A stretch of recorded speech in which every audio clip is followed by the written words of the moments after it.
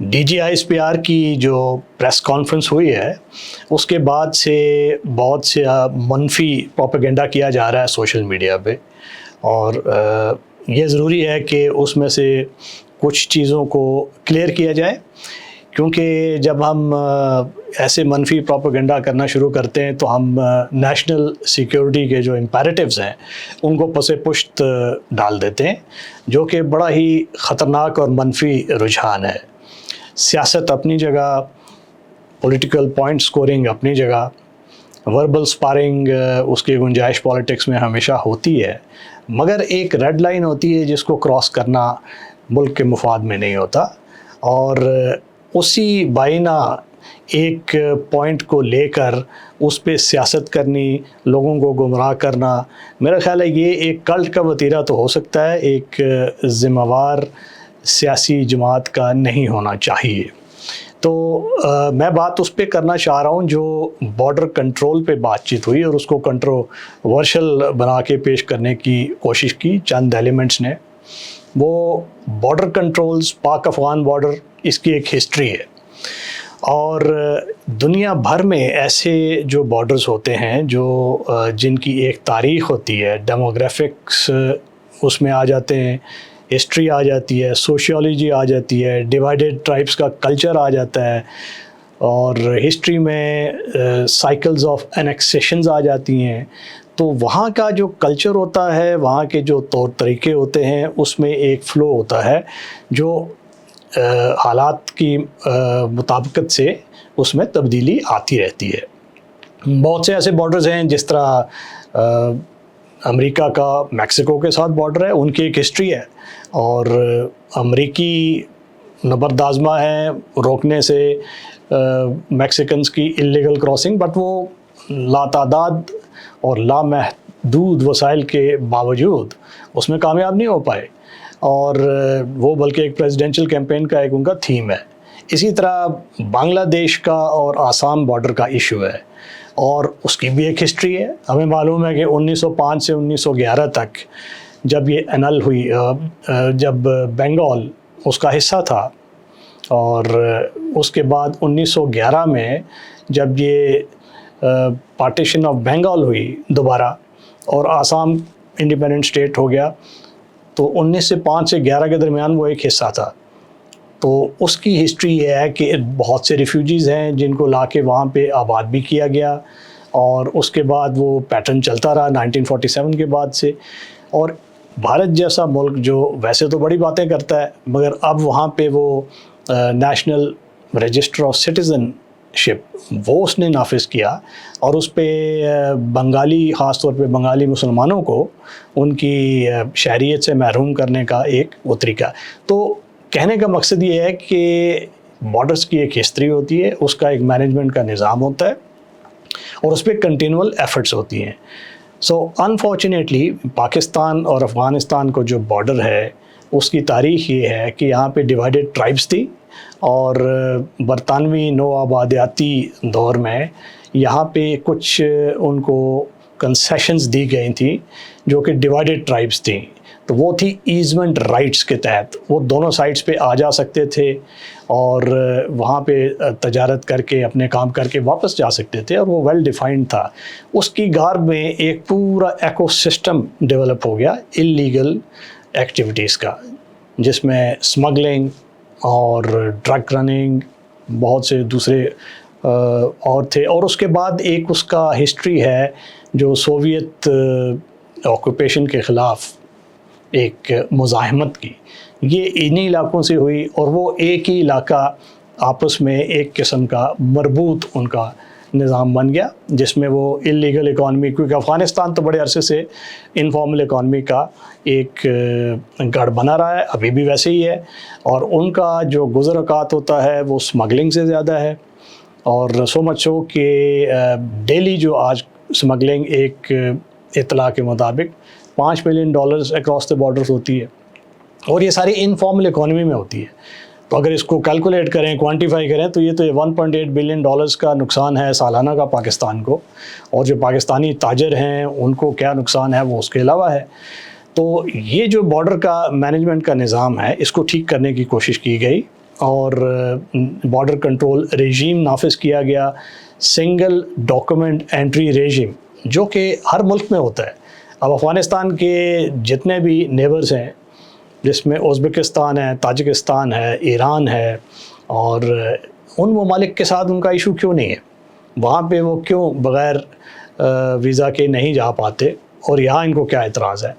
تو پاکستان نے اس کو دیکھتے ہوئے سنگل انٹری ریجیم نافذ کیا، جس کی مخالفت شروع ہوگی، اور ان لابیز سے ہوئی جو کہ یہ اسمگلنگ اور اللیگل جو ایکو سسٹم ہے اس سے مستفیض ہو رہے تھے، جس میں سیاستدان بھی شامل ہیں، جس میں غیر سیاسی قوتیں بھی ہیں، اور چونکہ ان سب کا مفاد اس سے وابستہ تھا تو لوگوں کو گمراہ کرنے کا ایک بڑا آسان یہ طریقہ آ جاتا ہے۔ پھر افغان حکومت کی طرف دیکھتے ہیں۔ افغان عبوری حکومت جو ہے وہ اس کا ایک آئیڈیولوجیکل ایفینٹی ہے۔ وہ سمجھتے ہیں کہ جو علاقے پاکستان کے مرج ڈسٹرکٹس، ٹرائبل اور کے پی کے بھی بیشتر علاقے، ان کا ایریڈنٹسٹ کلیم ہے جو افغان نیشنلزم پہ مبنی ہے، جو کہ جس کی ایک ہسٹری ہے، اس میں جانے کا اس وقت موقع نہیں ہے، مگر وہ ایک ریئلٹی ہے۔ تو وہ ان کے آنے کے بعد جب یہ ٹی ٹی پی جیسے نان اسٹیٹ ایکٹرز یہ ایکٹیویٹ ہوئے، اب وہ ان کو بھی روکنے میں تعامل سے کام لے رہے ہیں۔ اب وہ اس لیے روک نہیں پا رہے کہ ایک تو ان کی یہ خوف ہے کہ اگر ان کو روکا تو ہو سکتا ہے باقی جو القاعدہ ہے، داعش ہے، وہ مل کے ہمارے خلاف شروع ہو جائیں۔ دوسرا وہ ایک قسم کا لیوریج رکھنا چاہ رہے ہیں، اور سب سے بڑی بات کہ آئیڈیولوجیکل ایفینٹی ہے۔ وہ یہ سمجھتے ہیں کہ جو ہم نے امریکنوں کے ساتھ کی ہے وہی یہ جو ٹی ٹی پی جو ہمارے آئیڈیولوجیکل حلیف ہیں یہ مرج ڈسٹرکٹس میں کر پائیں گے۔ سو ان کے پاس کوئی آئیڈیولوجیکل انسینٹیو نہیں ہے اس کو روکنا۔ تو ان انوائرمنٹ میں یہ ہمارا کام ہے کہ we should take care of our borders اور انٹرنل کنٹرولز کریں۔ وہی کیا گیا، مگر حالات یہ ہیں کہ افغان عبوری حکومت کی طرف سے کوئی اس پہ سیریسنس نہیں دکھائی جاتی۔ پاک افغان بارڈر میں جو کے پی کا ریجن ہے اس میں 1100 کراسنگ پوائنٹس ہیں، چیک پوائنٹ، جس پہ پاکستان اس کو مینیج کر رہا ہے، مگر افغان سائڈ سے صرف 250 ہیں، اور وہ بھی بے دلی سے۔ وہ کیا کر رہے ہیں وہ دوسری بات ہے، مگر یہ توافت دیکھیں ذرا، 1100 کدھر اور 250 کدھر، تو دے آر نان سیریس۔ وہ تو چاہتے ہیں کہ یہ اللیگل جو ایکٹیویٹیز ہیں یہ ہوتی رہیں اور ان کا لیوریج برقرار رہے، بٹ ایک انڈیپینڈنٹ ملک کے کیا یہ پاکستان کے مفاد میں ہے؟ ہر ذی شعور انسان یہ کہے گا کہ نہیں۔ تو جب وہ بارڈر کنٹرول ریجیم متعارف کیا جاتا ہے، اس پہ عمل درآمد ہونے کی کوشش ہوتی ہے، تو اس کو کنٹروورشل بنانے کے لیے پولیٹیکل ساؤنڈ بائٹس ان کے ذریعے اس کو کنٹروورشل بنایا جاتا ہے۔ بٹ اب یہ دیکھنے کا موقع محل یہ ہے کہ جو لوگ یہ کہتے ہیں کہ وہاں پہ تو ایف سی بھی ہے، وہاں پہ تو آرمی بھی ہے، وہ بارڈر کیوں نہیں کنٹرول کرتی؟ تو یہ آرمی کا تو کام نہیں ہے۔ یہاں پہ ہمارے جتنے جو نوٹیفائڈ کراسنگ پوائنٹس ہیں کے پی میں، ان میں سے 4 صرف آپریشنل ہیں، اور لگ بھگ 13 سے لے کے 16 تک کے ٹوٹل ہیں، ان میں سے ان نوٹیفائڈ میں سے 4 آپریشنل ہیں، جس میں تورخم ہے، غلام خان ہے، خرلاچی ہے، انگور اڈا ہے۔ اب اس پہ بہت سی اور ایجنسیز ہیں جن کا کام ہے کانسٹیٹیوشن کے مطابق کہ کراس بارڈر جو موومنٹ ہے اس کو کنٹرول کرنا، اسمگلنگ پہ چیک رکھنا، کسٹمز ہیں۔ اب یہ نان کسٹم پیڈ جو گاڑیاں آتی ہیں اس کو سیکشن 157 کے ذریعے روکا جاتا ہے، اس کے بعد ایک اور سیکشن ہے 16 جس کے ذریعے اس کو روکا جاتا ہے، پھر واپس نہیں دی جاتی۔ اب ان کے ساتھ کیا ہوتا ہے، وہ گاڑیاں کدھر جا رہی ہیں، وہ کن لوگوں کی ملکیت بنتی ہیں، یہ ایک پورا کرپٹ نظام ہے جس میں کڑیاں جوڑی ہوئی ہیں، اور اس میں فوج کا کوئی لینا دینا نہیں ہے۔ یہ انفارچونیٹلی گورنمنٹ نے کام کرنا ہے کہ اگر آپ بارڈر کنٹرول ریجیم آپ نافذ کریں نا، آلریڈی پاکستان کی جو لینڈ پورٹ اتھارٹی ہے پالپا، that is seized with the matter. ایک یونیفائڈ بارڈر ٹرمینل کنٹرول کا کانسیپٹ ہے جو کہ میرے خیال ہے اپیکس کمیٹی میں بھی ڈسکس ہو چکا ہے، اور اس پہ سیریس پیش رفت ہو رہی ہے کہ اب دیکھیں 13 ایجنسیز ہیں جو تورخم جیسے بارڈر کو مینیج کرتے ہیں۔ اب اس میں سے کتنی فوج اور کتنی سویلین ہیں میں آپ پہ چھوڑتا ہوں۔ تو فوج تو ایک ہے اس میں سے، تو باقی جو وہ کیا کر رہے ہیں، تو وہ ظاہر ہے کہ وہاں سے کہیں نہ کہیں سے کوئی پرابلمز ہیں۔ تو ایک unified border trade terminal concept لایا جائے، اور جس میں سنگلنس آف اتھارٹی ہو, کنسیپشن ہو, اور اس کو روکا جائے یہ جتنا بھی اسمگلنگ کا ہیموریج ہو رہا ہے. اور smuggling is a very lucrative business. اس میں تو اربوں کا وہ کاروبار ہے. 3.67 بلین $US 2023 میں ڈان کی ایک رپورٹ کے مطابق اسمگلڈ آئٹم سے پاکستان میں,